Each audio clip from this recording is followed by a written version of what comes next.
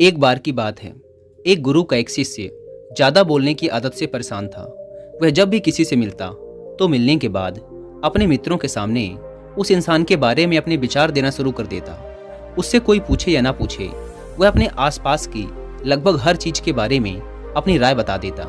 आश्रम में रहने वाले लगभग हर छात्र और शिक्षक के बारे में उसकी अपनी सकारात्मक या नकारात्मक राय थी, जिसे वो बिना सोचे समझे लोगों के सामने रख देता। जब भी आश्रम में रहने वाला कोई दूसरा छात्र अपनी कोई समस्या लेकर उसके पास आता तो वह उसकी पूरी बात सुने बिना ही उसे सलाह देना शुरू कर देता। वह अक्सर अपने मित्रों से कहता रहता कि तुम्हें ये काम ऐसे करना चाहिए था, वो काम ऐसे करना चाहिए था। उसे अपनी आसपास की चीज़ों के बारे में जो भी आधा अधूरा ज्ञान था, मित्रों के बीच गपशप के समय वह बोल बोल कर अपने उस ज्ञान का दिखावा करता। उसकी इन हरकतों की वजह से आश्रम का कोई भी छात्र या शिक्षक उसे गंभीरता से नहीं लेता था। अक्सर उसके साथ पढ़ने वाले छात्र उससे दूर रहने की कोशिश करते, क्योंकि वह हर बात पे उन्हें सलाह देने लग जाता था। कोई भी उसे अपना मित्र नहीं बनाना चाहता था, सब उससे दूर रहना ही पसंद करते थे। और अक्सर आश्रम में रहने वाले दूसरे छात्र उसकी पीठ पीछे उसकी इन आदतों की वजह से उसका मजाक बनाते। उस लड़के को भी पता था कि उसकी ज़्यादा बोलने की आदत की वजह से कोई भी उसे पसंद नहीं करता। वो भी अपनी इस आदत को बदलना चाहता था, लेकिन वो चाह कर भी हर बात पे अपनी राय देने की आदत को छोड़ नहीं पा रहा था। एक दिन वो अपने गुरु के पास गया और अपनी सारी समस्या गुरु को बताई। गुरु ने कहा, बेटा, ज़्यादा वही इंसान बोलता है जिसे लगता है कि वो सब कुछ जानता है। ऐसा इंसान जो ये मानता है कि वो बहुत थोड़ा ही जानता है और अभी ऐसा बहुत कुछ है जो उसे सीखना है। वो कभी भी ज़रूरत से ज़्यादा नहीं बोलता और ना ही बिना मांगे किसी को राय देता। इसलिए पहले खुद के अंदर से ये अभिमान हटाओ कि तुम्हें सब कुछ पता है। शिष्य ने गुरु के सामने अपना सिर झुका दिया। गुरु ने कहा, बेटे, मैं एक दिन में तुम्हारी ज़्यादा बोलने की आदत को खत्म तो नहीं कर सकता। ये आदत तुम्हें खुद ही अपने अंदर धीरे धीरे कम करनी होगी। लेकिन मैं तुम्हें ये जरूर बता सकता हूँ कि किन मौक़ों पर तुम्हें शांत रहना चाहिए, ताकि तुम खुद को दुखी होने और किसी बड़ी मुसीबत में पड़ने से बचा सको। शिष्य ने गुरु की बातों से सहमति दिखाते हुए अपना सिर हाँ में हिला दिया। गुरु ने कहा, बेटे, इन 5 मौक़ों पर हर इंसान को अपना मुंह बंद रखना चाहिए। पहला, जब तुम्हें लगे कि कोई तुम्हारी भावनाओं को तुम्हारे शब्दों से नहीं समझ सकता, उस समय तुम्हें चुप रहना चाहिए। अक्सर हम लोगों को अपने दुख, अपनी परेशानियां बताना शुरू कर देते हैं, जबकि हमारे आसपास रहने वाले ज़्यादातर लोगों को इससे कोई मतलब नहीं कि हमारे जीवन में क्या गुजर रहा है। हर इंसान को केवल खुद से मतलब होता है। वो केवल खुद के बारे में बात करना चाहता है। वो केवल खुद की तारीफ सुनना चाहता है। उन्हें हमारे जीवन की परेशानियों से कोई मतलब नहीं और ना ही वो सुनना चाहते।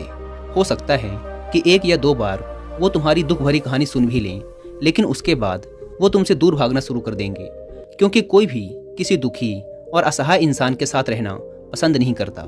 इसलिए कभी भी अपने कुछ करीबी मित्रों और परिवार वालों को छोड़कर किसी ऐसे इंसान को अपनी परेशानी ना बताएं जो तुम्हारी बातों को समझने के बजाय उनका मजाक बनाए। दूसरा, जब तुम्हें ये ना पता हो कि किसी विशेष मौके पर क्या बोलना है, या फिर तुम्हें किसी विशेष घटना के बारे में आधा अधूरा ही ज्ञान हो, तो ऐसे मौके पर भी तुम्हें चुप ही रहना चाहिए। ऐसा इंसान जो आधा अधूरा ज्ञान होने के बाद भी उस विषय में बात करता है, वो अक्सर ही मजाक का पात्र बनता है, और कोई भी ऐसे इंसान को कभी गंभीरता से नहीं लेता।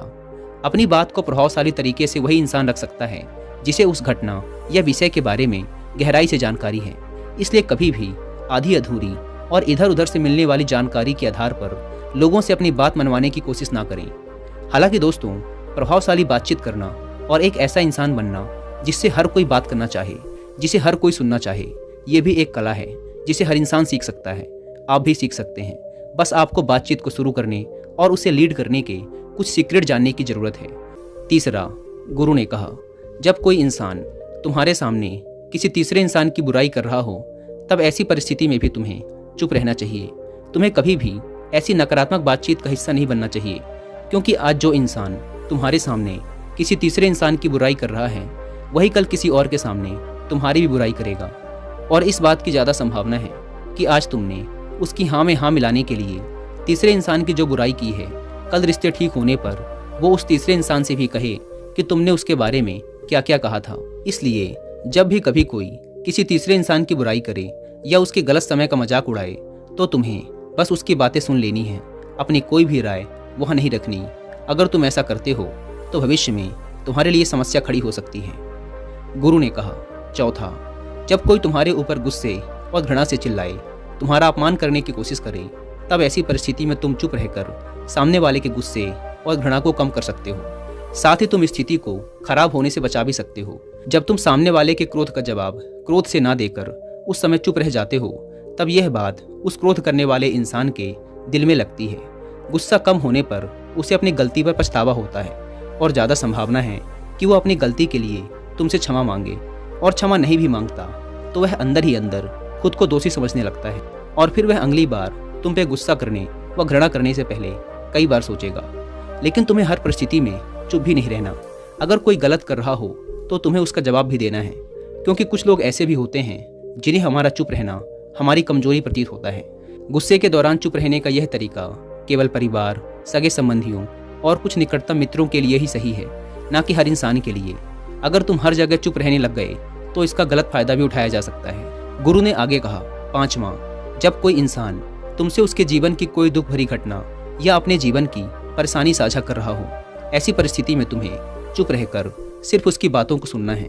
ज़्यादातर लोग ऐसे होते हैं कि किसी ने उनके सामने अपनी समस्या सुनाई नहीं कि उन्होंने समाधान देना शुरू कर दिया।